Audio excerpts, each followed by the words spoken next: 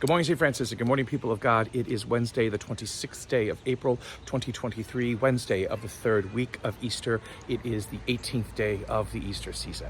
Coming to you from, again, the walkway that leads from the church doors over here through the Francis Garden, which is basically coming in quite nicely. It's coming back in bloom again. We had planted these plantings, I think, in the fall, and now it's kind of all coming in very lush and very nice over here. The preschool is over here.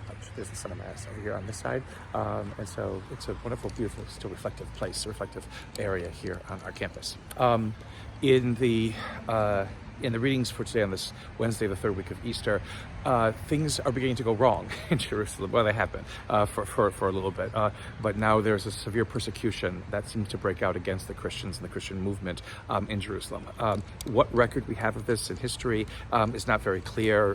Who instituted this persecution? It could have been the leadership, the high priesthood, what have you, again, who have been bothered by the fact that the apostles are preaching about this Jesus of Nazareth, this man who was a criminal, killed as a blasphemer, someone who was destroying the status quo in the way that Judaism understood itself, according to the Pharisees and the Sadducees and the scribes. And so the community is scattered. So this is the first great scattering that happens of the Christian community. And we pick up where Stephen yesterday, we would have had his stoning, but it was the Feast of St. Mark, so that reading kind of got preempted so that we could listen to readings about St. Mark. But Stephen's body's been taken, it's been buried, and Saul, one of the scribes, one of the leading Pharisees, is now beginning to drag Christians, it says, out of their homes and things like that, to persecute them, because, again, this is his job, it's his role, until his own conversion, which will happen later on in Acts. The interesting thing about it is that Philip is mentioned. Again, one of the apostles, whose name is Greek, who would have perhaps understood Greek, may have been a Greek-speaking Jew, somebody who would have been able to converse not just with Jews but with other people who happened to be, at this crossroads in the Mediterranean. And so he was perhaps of value to Jesus and to the apostles, because you talk to other people and be understood. And so he goes to Samaria and he begins to preach about Jesus, again, Samaria in the north of Israel, and is at a place where there was a crossroads of different cultures and different peoples and things like that.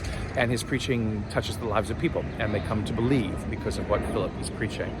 We will see Philip again. Again, he comes a little bit later on, but again, what Philip is doing is actually putting into practice, again, this the command that Jesus gives at his ascension to the apostles, to spread the good, to spread news about him, to tell people who he is and what he has done and what it is that life can be like now that there has been this Jesus movement, and there has been this shift in our understanding of ourselves and of the world around us. In the Gospel, we continue with what is the Bread of Life discourses, where Jesus talks about himself as the bread of life. This is all chapter 6 of John's Gospel, and what Jesus says again is that the food that he will give is food for life that is continuing, life that lives forever. It's always important to understand, again, what forever meant in the ancient world, because it wasn't necessarily just life without end. It wasn't life that goes on forever. In the ancient world, the understanding of everlasting or eternal was something that was true and that was real and that was authentic. And so it isn't, we can't listen to this Bread of Life discourse and basically just hear Jesus talking about getting into heaven and eating this food so we can get into heaven and have a better life than we're living now, because this world is good. This world has always been good. It is good because God created it. And again, the first reading of the Easter Vigil, the first that story of creation, the first story of creation, in which 6 days God creates and says after each day that it is good, is never undone. So the understanding of what it means to be eternal, of what it means to be everlasting, is to understand the truth of what is, and most especially the truth of who and what we are as creations of this loving God. That we are built for good glory. We are built for goodness. We are created for hope. We are created for understanding. We are created for wonder and beauty. That is who and what we are. And this Easter season is meant to reinforce that again and again and again. It is not about sin and brokenness. It is not about being a mistake that God regrets. It is about living up to what it is that God expects us to be, and expects us to become in this world as the fullness of God's image in this world. That is what is eternal about us, and that is something that is achieved not in some afterlife to come, but in a life to be lived here and now.